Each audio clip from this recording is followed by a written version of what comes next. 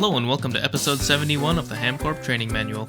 In this episode, we will quickly finish up the setup to start burning high-octane gasoline, and then spend the rest of the episode explaining how to set up the solar tower. In the last episode, we finished making hog, and now I have a full buffer of hog, and I would like to start burning it. To do this, we need the extreme combustion engine, which is the next tier up from the large combustion engine. This only accepts hog and couple of jet fuels, but I'm not going to be using the jet fuels. I also need to provide liquid oxygen to boost the output. And that's a 150% fuel efficiency if I boost, so it's absolutely worth it. The extreme combustion engines themselves are not too hard to make. I can make LUV dynamo hatches now, so I'm going to do that. Just a 1 amp LUV dynamo hatch is fine, because this produces 1 amp of LUV at full efficiency and full power. Now for the liquid oxygen, we can make this in a vacuum freezer. It's a little expensive energy-wise, but there is a way to cut this in half quite easily, and that is the cryogenic freezer. This is a GT++ version of the vacuum freezer. It's plus 100% speed for the same EU cost, and it has up to 4 parallels. So I will be using these, but these do use 10 liters of gelid cryothium per second. And I did a little bit of math, and the ratio here for an EV cryogenic freezer, which means we're doing 4 parallels because this is an HV recipe. The ratio is 3 cryogenic freezers to 5 extreme combustion engines. That is a little annoying because the best way I found to arrange these combustion engines was to have a quad and then one separate.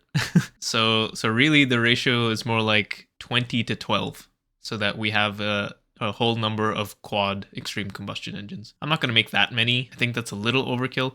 So I'm just going to build 1 quad and then have 1 off by itself, and then when I expand, I'll just add to that 1 and turn it into a quad and so on. For the cryogenic freezer, all of these parts are things we've made before, including the advanced cryogenic casing. We haven't made it before, but everything in here is doable. The gelid cryothium, though, this comes from cryothium dust, which is similar to pyrothium dust. It's made in a mixer with saltpeter dust, which we have, redstone, which we have, snow powder, which I now make from macerating snow, and blizz dust. I don't have any crops or anything, or a spawner for blizzes, so what I've done instead is I make my blizz dust from small piles, and the small piles I get from macerating blizz rods, and the rods I get from freezing blaze rods.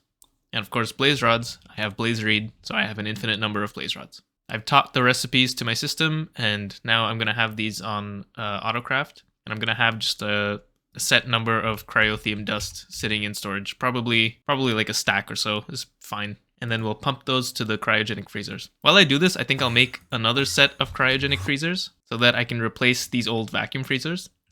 They're fast enough, but I mean, the EU discount is just better, so why not? But let me craft up these blocks and put them together in the power building, and I will show you what I have.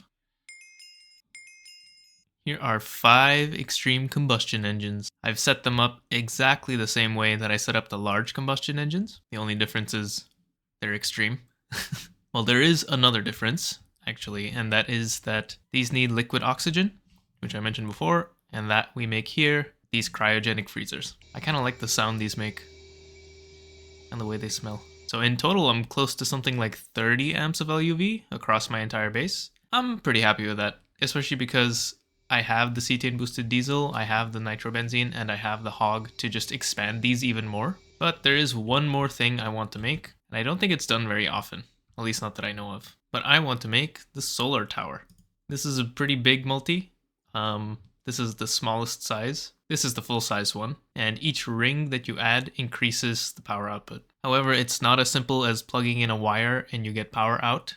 The way this works is kind of complicated, and I'll probably get into the details once I've figured out how to automate this. Essentially, the idea is that the solar tower every 10 seconds will heat solar salt from cold to hot, and then the hot solar salt we send either to a thermal boiler to turn into superheated steam and to get your cold solar salt back, or you can send it into this extreme heat exchanger, which I think I can make at this point. I don't know, I haven't looked too closely yet, but the ratio is the same for heat to superheated steam, no matter which method you use. And of course, superheated steam, you've seen before, we send this into the gas turbines, just like what we have here in the vacuum nuke setup. This does seem like quite a complicated thing to automate, especially because the output varies based on the time of day. I don't know if it varies smoothly or if the solar tower just shuts off when it's night. I don't know. I have to do a little bit of testing. And these blocks are expensive. However, I've already crafted them all. It took a while. Now I'm going to try and figure out how to automate this. I think I'm going to set everything up kind of in this open plane over here. That way, if I'm not able to figure out how to automate this and I just want to abandon it, I never have to look at it again. Very cool multi-block. Very big multi-block. Very expensive multi-block. Probably not worth it multi-block. I built a little structure here and a Lapatronic supercapacitor. I still need to figure out how exactly this thing is automated. I couldn't find much online, but I have done some investigation myself. Based on the tooltip, I wrote a little Python script that simulates 600 cycles of a solar tower, and I have some plots of what the heat level looks like. But I'll come back to that once I actually verify that it works in the game. So let me just build all of this stuff and see how it goes, and I will be right back. Okay, I have it working. It's not perfect. There's definitely a lot of room for improvement, but let me run you through what I have so far. So let's look at the tooltip here, right? The way this works is every 10 seconds, the internal heat of the solar tower increases by a certain amount to be determined, and all the solar salt that is in the input hatch is converted into hot solar salt, and it reduces the heat by the amount of solar salt that's been converted. So if you have 8,000 solar salt in your input hatch, and the cycle happens, it will convert it all into 8,000 hot solar salt, and the heat of the multi-block will go down by 8,000. This conversion only happens if the heat is over 30,000 and the controller efficiency is 100%. The controller efficiency will always be at 100% so long as you have no maintenance issues. Now the question becomes, how much heat do you gain per cycle? Because that determines how much solar salt you can put in a cycle. Because you could, in theory, put in 100,000 solar salt, and then all of it will get converted into hot solar salt, and your tower will be brought down to 0 heat, because the maximum is 100K. We don't want that, because, as the tooltip says, the amount of heat you gain in a cycle depends on the current heat. So this equation at the top shows you the change in heat at the end of a cycle. N is the number of solar reflectors you have. K is a constant based on the number of rings of reflectors you have. And E of H is a function. This is the efficiency as a function of the heat, of the current heat. And that's what's shown in the equation below. Because this is an efficiency, it's a number that ranges from 0 to 1. This is what the function is. It's rewritten slightly from what's in the tooltip, but it's the same thing. So here, H is our current heat. And if you look at the numbers here, if H is equal to 50,000, then efficiency equals 1. And actually, this is what the graph of the efficiency looks like. What this is telling us is basically we want to be at 50,000 heat as often as possible. And at 50,000 heat, the amount of heat we gain, because the efficiency is 1, is N times K. And N times K, in my case, is 340 times 26, which is 8,840. So ideally, assuming that it's always daytime, so you can do this in a personal dimension, what you want to do is you want to have your solar tower at 50,000 heat, and you want to supply 8,840 solar salt every cycle. And what will happen is the heat will go up by that amount, and then go back down by that amount, and it'll stay at 50,000. Ideally, this is what the plot will look like. It starts at 100K here because starting at exactly 50K is going to be almost impossible. So I'm just going to let the solar tower heat up all the way and then just put in my 8,840 solar salt per cycle. This graph specifically is 8,000, not 8,840, just because I figured it's safe to have a little bit of buffer space, just because of floating point numbers or whatever, and I don't want any rounding to happen, and then because the efficiency drops below 1, if you go below 50,000, you're basically going to end up at 0 over the long run. So, with permanent daytime, at 8,000 solar salt per 10 seconds, this is what you should expect your heat to look like as a function of time. However, I am not in the personal dimension, so I have to deal with nighttime. That is a bit harder to think about. So instead what I did was I wrote Python code based on the tooltip, and I started at 100K heat, and I put in 4,000 solar salt instead of 8,000. And this is what the plot looks like. Here I'm not doing any redstone logic to account for daytime, nighttime, none of that. So I'm just putting in my 4K constantly. So even at night, when the heat doesn't go up, I'm still putting in my 4K solar salt every 10 seconds. This will give you about half the power that the ideal case gives you, which makes sense because the sun is up for half of the day length. But this is also kind of an idealization, because what I did not account for in those graphs is that the boilers need to run at 100% efficiency to have the steam being output at 100% of the rate that's displayed in NEI. The boilers do not run at 100% efficiency all the time.